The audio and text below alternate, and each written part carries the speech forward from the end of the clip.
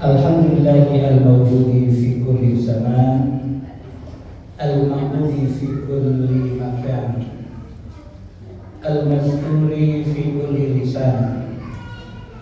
Allahumma salli ala sayyidina Muhammadin khairil anam, Muhammadin wa ala alihi wa sahbihi al-arabi wal ajam. Amma ba'du, faqala ta'ala fi kitabihil karim, a'udzu billahi minasyaitonir rajim. Faman kana yarju liqa'a rabbih falyamal 'amalan shalihan wa la yusyrik bi ibadati rabbih ahada. Wa qala nabiyyuna Muhammadun sallallahu alaihi wasallam, law ta'lamu ummati ma fi ramadana latamannaw anna sannata kullaha Ramadan. Wa qala afdhal jihadi juwal aks, sebaik-baiknya jihad adalah menahan lapar dan haus. Sadaqallahul adzim wa sadaqa rasuluhun nabiyyul habibul karim wa nahnu ala dzalika minasyahidin wasyakirin walhamdulillahi rabbil alamin. Sahabat sekalian, jamaah Masjid Jami Al-Ikhwan dan seluruh pengurus, para asatidz dan hadirin sekalian yang sama-sama dirahmati oleh Allah Subhanahu wa ta'ala. Kita bersyukur kepada Allah dipertemukan pada bulan Ramadan kembali. 1 tahun rasanya begitu cepat. Saking betahnya kita hidup di dunia. Sudah berbulan-bulan kita ketemu Ramadan. Maka semestinya Ramadan yang selalu kita amalkan setiap tahun membuah dalam kehidupan kita. Saudara sekalian yang dirahmati oleh Allah, hidup adalah tentunya sebuah perjuangan. Maka di bulan Ramadan ini kita berjuang melawan hawa nafsu, yaitu keinginan fisik. Fisik pengennya yang enak-enak, makan sepuasnya di siang hari. Lalu ruh saleranya mengabdi kepada Allah, kepatuhan total kepada Allah. Disuruh puasa, puasa. Itu selera ruh. Hobinya mencintai Allah. Tinggal kita bertarung iman dan hawa nafsu. Iman mengutamakan ruh, hawa nafsu mengutamakan perut. Maka bulan Ramadan menurut orang yang beriman disebut bulan puasa. Bagi yang tidak beriman, bulan ngagedein perut. Orang sahur ikut sahur, orang buka ikut buka. Ada sebuah kepala keluarga dalam rumah tangga ikut sahur dan istri dan anak, nanti ikut buka juga. Nanti di luar dia lapar dan haus, tentunya masuk warung, dia makan sekenyangnya. Lalu keluar dari warungnya, bibirnya masih basah, dia usap-usap biar gak ketahuan. Bergaya orang yang berpuasa. Seperti itulah manusia yang tidak beriman, lebih mengutamakan hawa nafsunya ketimbang membangkitkan nilai ketakwaannya kepada Allah. Maka sungguh rugilah bulan yang indah ini, terasa indah tentunya bagi orang yang betul-betul beriman. Sampai Rasulullah menyatakan, "Lau ta'lamu ummati ma fi Ramadhan latamannau anna sannata kullaha Ramadan." Seperti itu. Kalau umatku tahu keunggulan bulan Ramadan, maka akan berharap umatku bulan itu 1 tahun semuanya Ramadan. Tentunya sesuatu hal yang tidak mungkin. Kalau seandainya terjadi, Allah kabulkan harapan umat yang beriman, bulan semuanya Ramadan, betapa lelahnya kita harus berpuasa setiap hari. Tapi bagi orang yang beriman tidak ada itu lelah. Laparnya ibadah, hausnya ibadah, tidak ada masalah. Tapi bagi yang tidak beriman, dia bilang, ngapain puasa lapar-lapar? Seperti itulah kalimatnya yang terungkap. Maka kata di dalam hadis qudsi Allah menyatakan, tentunya melalui malaikat Jibril, "Wahai Muhammad, katakan pada umatmu, isma syita, hiduplah kamu sekehendakmu.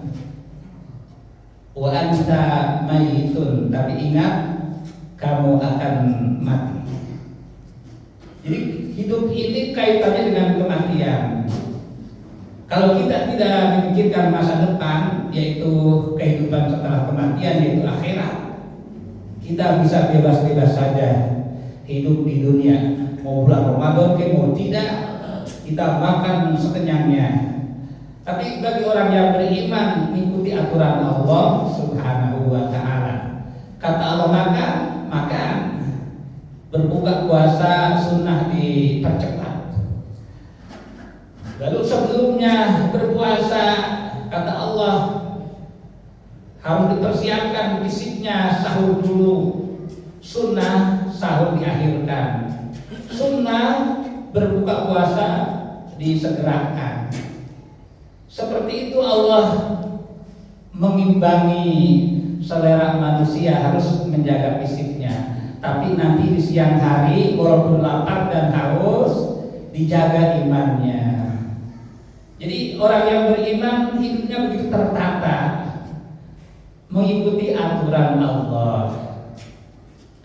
Ketika kita mengikuti aturan Allah, lalu di bulan puasa lulus pertarungan iman dan hawa nafsu, bisa mengalahkan hawa nafsunya, maka akan mendapatkan penghargaan dari Allah, menjadi seorang manusia yang mukmin hak, mukmin yang sebenar-benarnya.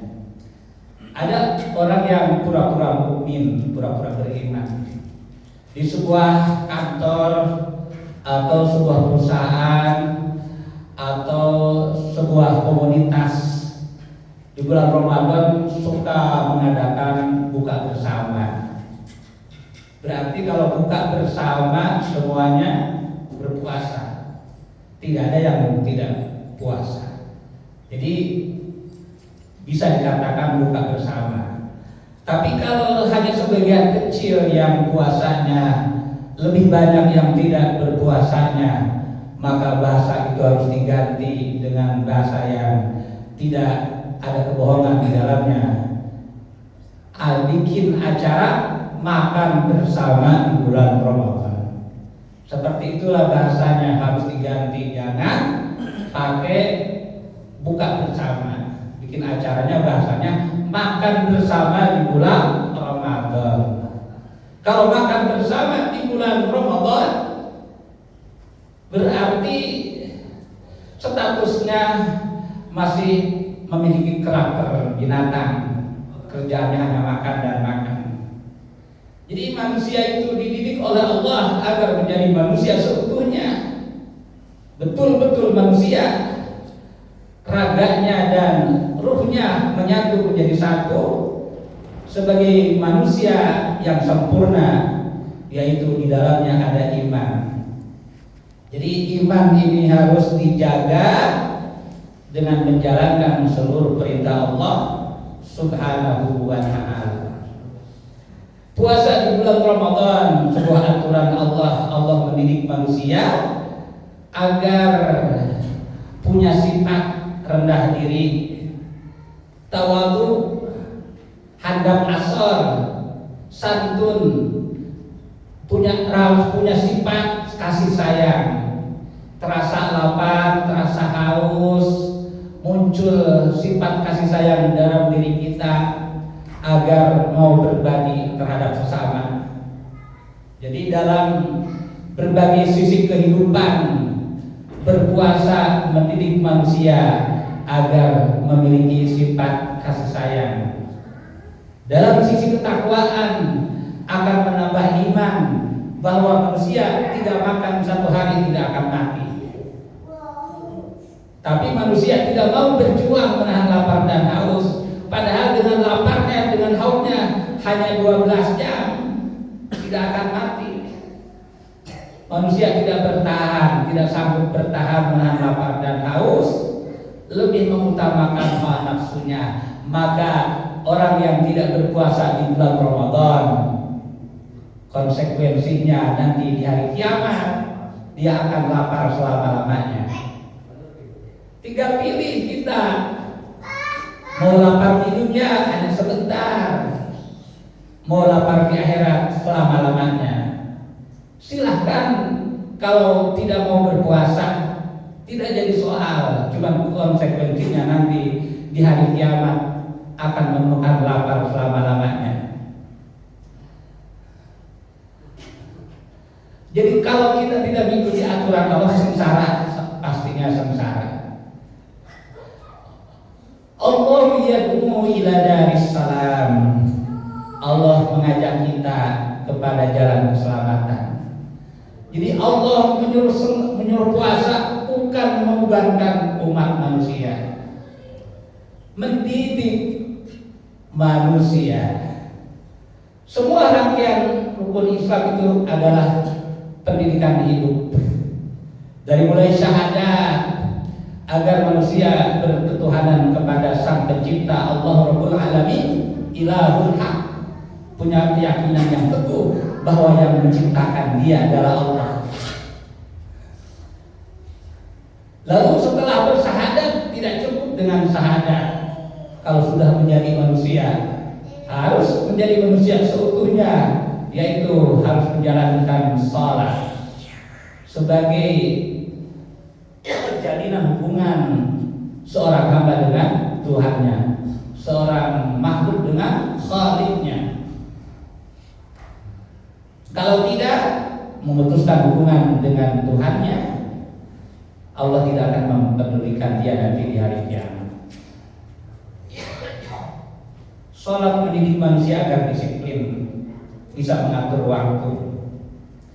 Lalu setelah salat cukup, masih belum, rukun hidupnya ada 5. Dalam sisi lain kita katakan rukun Islam bisa dipahami lebih jauh. Rukun hidup, karena kalau tidak dijalankan manusia itu tidak hidup, hanya tengkorak-tengkorak saja yang berjalan.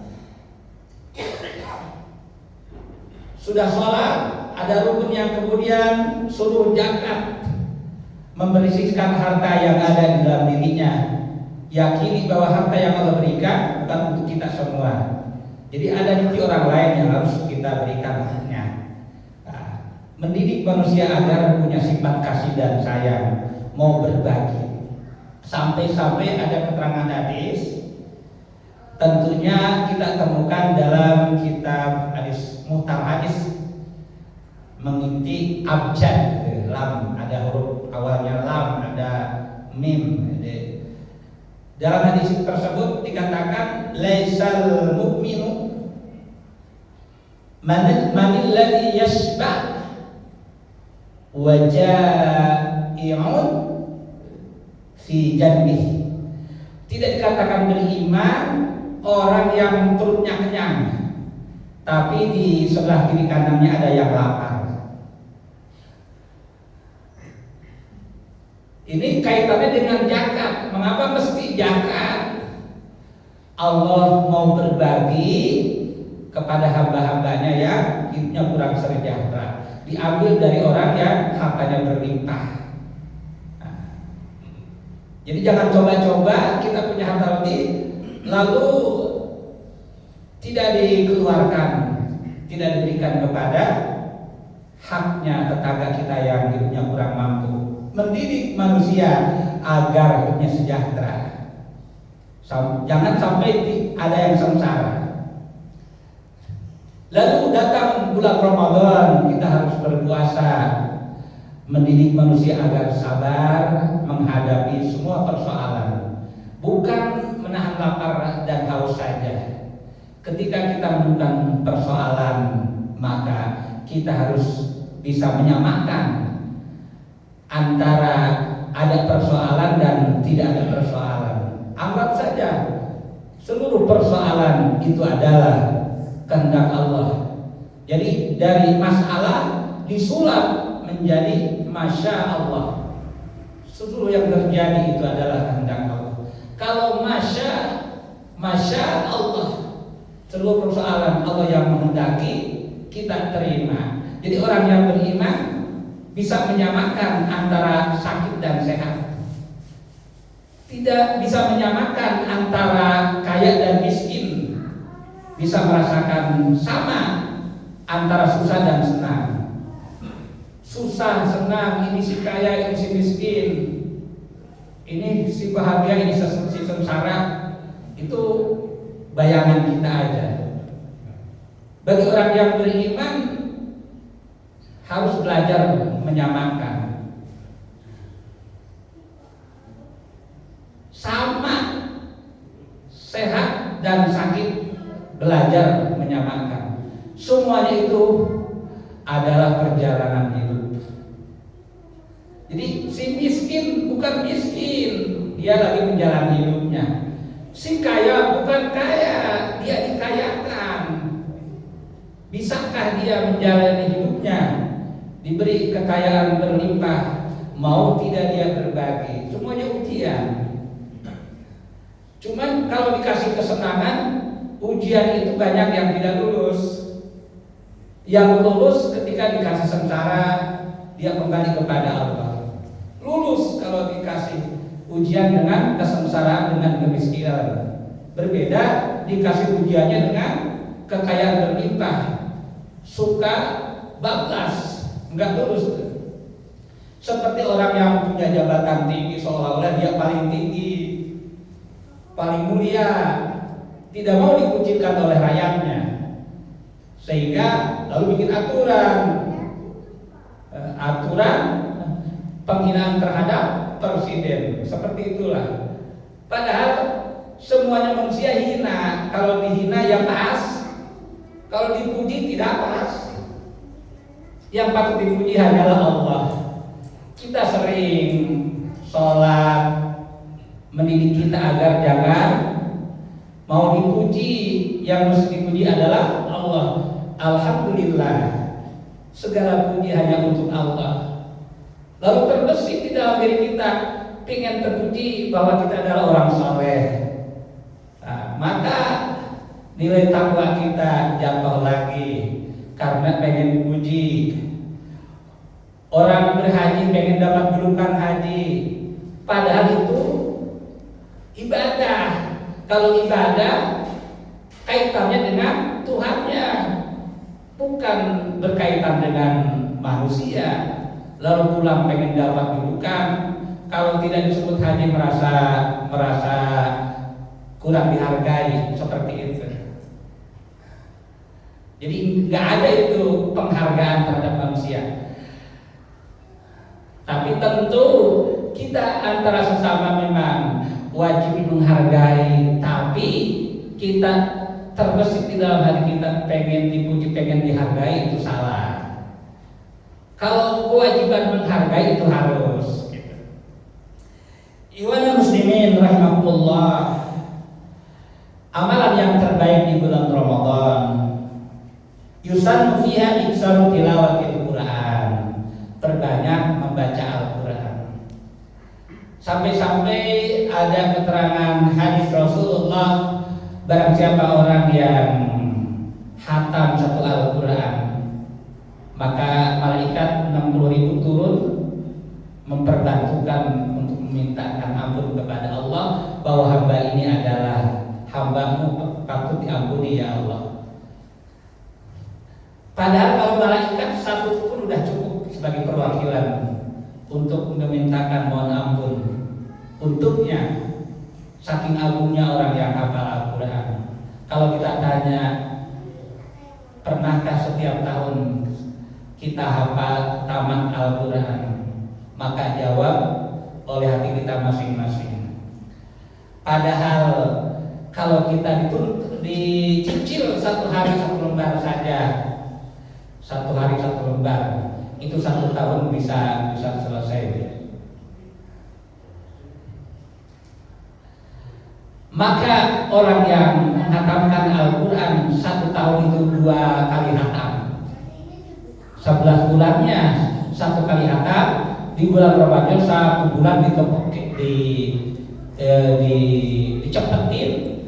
1 hari 1 juz, maka ukurannya 1 bulan selesai. Dua kali hatam. Man khotama marratain pisanatin faqad ada haqqah. Barang siapa orang yang menghatamkan Al-Quran 2 kali hatam 1 tahun, maka dia sudah memenuhi haknya Al-Quran. Jadi semua umat Islam punya Al-Quran di rumah. Ada yang ditaruh, ada yang dibaca. Maka ketika dibaca itulah Al-Quran. Manusianya yang baca Al-Quran disebut manusia Qurani. Manusia yang tidak baca Al-Quran tapi punya tapi tidak dibaca, manusia peduli, manusia malasi, manusia apalagi bahasanya, manusia yang malas. Maka malas itu adalah penyakit yang mematikan. Ahwaku ma'ahwaku al-kasal. Yang dikhawatirkan oleh Allah bagi umatku adalah malas. Kalau kita hidup sebagai pribadi, kalau lalu malas, menjadi pribadi yang gagal.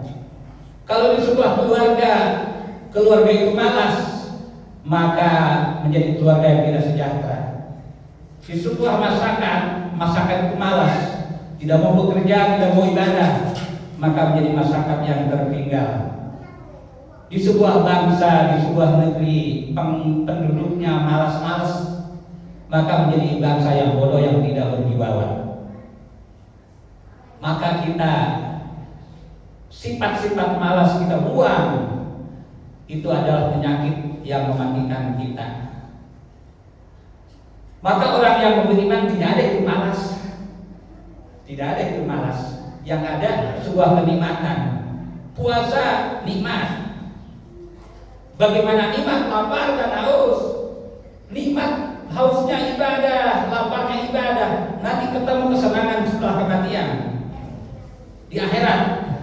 Walaupun tidak sekarang ketemu nikmatnya, nanti syukur-syukur sekarang ketemu nikmatnya. Paling tidak mereka nanti ketemu. Yang dikatakan nikmat, syai'un ladzitun tuhmadu aqibatuh. Sesuatu yang bisa menyenangkan nanti di hari kiamat. Kalau yang menyenangkan sekarang itu bukan nikmat, itu tipu daya. Manusia tidak sholat, tidak ngaji, tidak puasa, dia makan di siang hari. Itu bukan nikmat. Itu adalah istidrajun, kenikmatan yang dia rasakan, kenikmatan yang sesaat. Nasi yang dia makan, yang dia telan sebelum nyampe ke mulut, di muka bibir dia bilang, ya aduh Allah, wahai engkau adalah musuh Allah, maka tinggi Allah tapi engkau tidak mau bersyukur kepada Allah. Diomelin sama nasi yang kita mau santap. Kita makan roti yang kita santap ngomelin kita tuh. Kalau kita ngaji nih, kalau nggak ngaji tidak tahu, nyaman-nyaman aja. Kenapa nyaman? Tidak ada sensor rohaniah di dalam jiwanya. Tapi kalau orang beriman tidak puasa itu tidak enak. Boleh katakan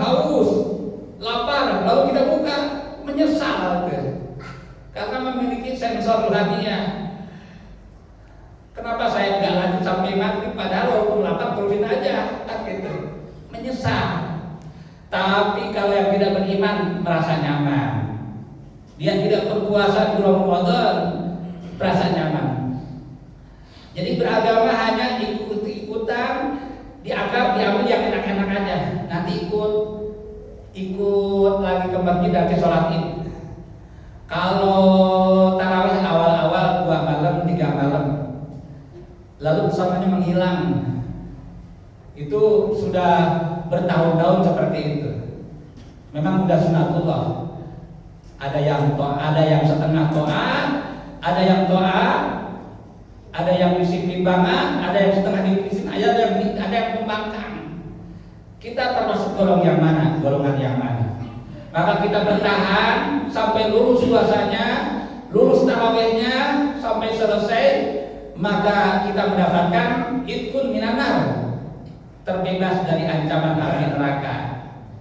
Mungkin kita pahami bahwa 1 bulan Ramadan ini dibagi 3 kelompok, 3 bagian.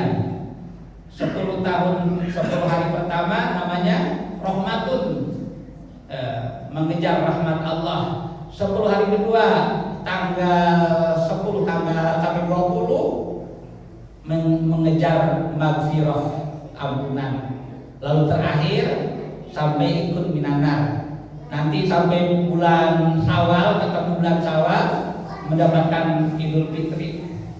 Belum lagi nanti mendapatkan Lailatul Qadar.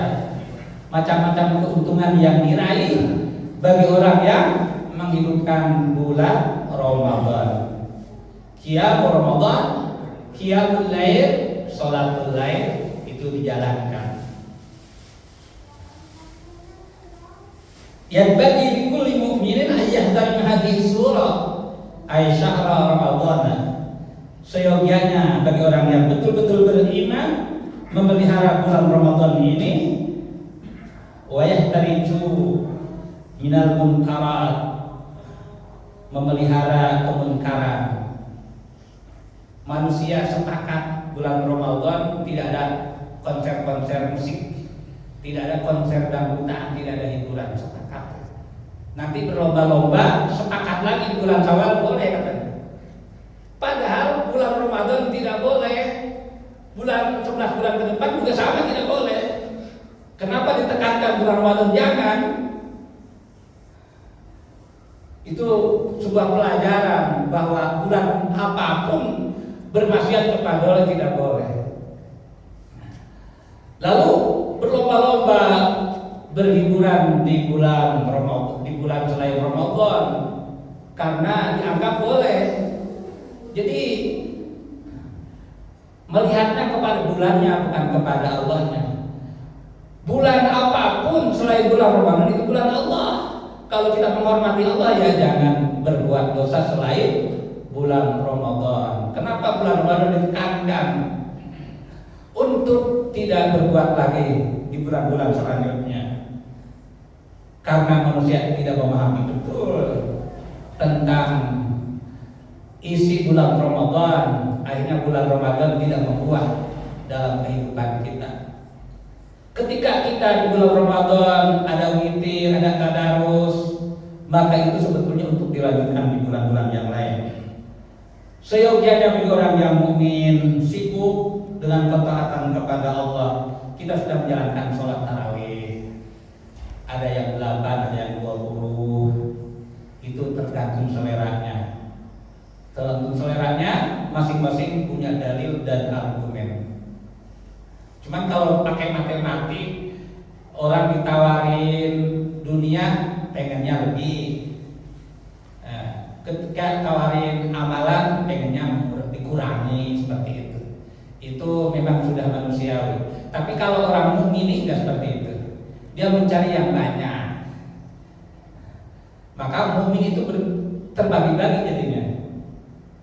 Ada mukmin mulis, mukmin fasik, mukmin munafik, dan mukmin lainnya banyak. Aturan ketika mukmin ya mukmin, nggak ada fasik, nggak ada munafik gitu. Kalau zaman Rasulullah hanya mukmin mulis dan munafik. Yang fasik jarang. Ketika dia bersaksi kepada Allah, di hadapan Rasulullah beriman, lalu taat, lalu menjaga Rasulullah, lalu setia kepada agamanya, lalu menjadi ahli ibadah. Beda dengan umat Islam sekarang, bertahun-tahun mengaku Islam, bertahun-tahun memang jarang sholat juga. Jadi muslimnya tidak jelas, imannya tidak jelas, tidak memahami mana itu iman, mana itu Islam. Yang dia paham, dia adalah manusia, harus makan, harus minum, harus cari uang. Itu yang dia tahu. Nggak tahu dia bahwa dia butuh ilmu, butuh pengabdian kepada Allah, dia nggak tahu. Nah, itu manusia. Berbeda manusia dengan manusia mukmin. Kalau manusia mukmin ada nilai plus di dalamnya. Kalau manusia itu disejajarkan dengan hewan, dengan binatang ternak. Innal insana li rabbih lakanud. Sesungguhnya manusia karakternya itu membangkang. Bisa jadi manusia itu banyak membangkang. Di bulan Ramadan memang banyak yang tidak berpuasa.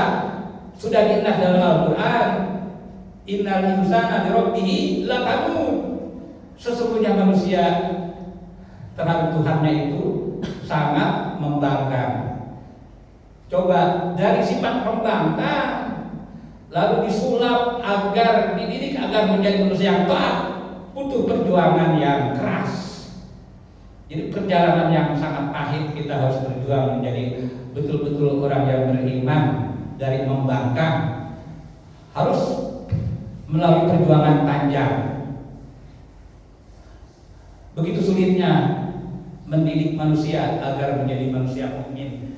Diawali dari semenjak membuat bayi, orang tuanya harus mengingat Allah. Lalu terbentuk menjadi janin. Seorang ibu harus banyak tadarus Al-Quran, dekat kepada Allah agar kelak anaknya menjadi manusia yang taat. Bagaimana kalau ibunya yang hamil lalu tidak banyak berzikir, tidak banyak Al-Quran? Nanti begitu lahir bayinya akan menjadi bayi yang membangkang karena memang tidak di-setting dari awal menjadi manusia yang saleh. Jadi mencetak manusia untuk menjadi manusia yang mukmin, yang saleh, yang taat kepada Allah butuh perjalanan panjang. Diawali dari kita dibuat, mulai kita diciptakan. Benih-benihnya harus benih yang saleh. Man arada ayyakuna salihan, man arada ayyakuna ibnuhu salihan falyakun abuhu salihan. Man arada ayyakuna ibnuhu aliman falyakun abuhu hibban lil ulama. Barang siapa orang yang ingin anaknya memiliki kecerdasan intelektual, maka orang tuanya harus mencintai orang-orang ahli ilmu agama. Kalau tidak, harapannya tipis untuk menjadi anaknya yang alim. Seperti itulah pendidikan dari Rasulullah SAW. Jadi ingin mencetak manusia yang saleh, diawali dari kesalehan orang tuanya. Ketika kita membangkang, tidak bisa baca Quran dengan fasih, lalu tidak menjadi orang saleh, kita selalu menyalahkan orang tua. Kenapa saya tidak sholat? Karena saya bodoh, karena saya tidak diarahkan oleh orang tua saya. Seperti itulah. Ketika kita jadi orang tua, lalu kita juga sama, tidak mengarahkan anaknya. Terus turun-temurun kemalasan yang turun-temurun, maka anak yang jadi korban kebodohan anaknya diawali dari kebodohan orang tua, kemalasan anaknya diawali dari kemalasan orang tua. Seperti itulah manusia turun-temurun, kemalasan itu terlahir. Maka ketika kita mengubah diri kita menjadi manusia yang taat dari awal lakanun, maka kita berarti memutuskan mata rantai kebodohan, mata rantai kemalasan, mata rantai ketertinggalan. Barakallahu li wa lakum wa nafa'ni wa iyyakum bima fil ayati wa fil hakim. Aqulu qouli hadza. Allahu khairu bi nafsi. Sekian, terima kasih. Hadanallahu wa iyyakum ajmain. Subhanakallahumma wa bihamdika asyhadu an la ilaha illa anta astaghfiruka wa atubu ilaik. Assalamualaikum warahmatullahi wabarakatuh.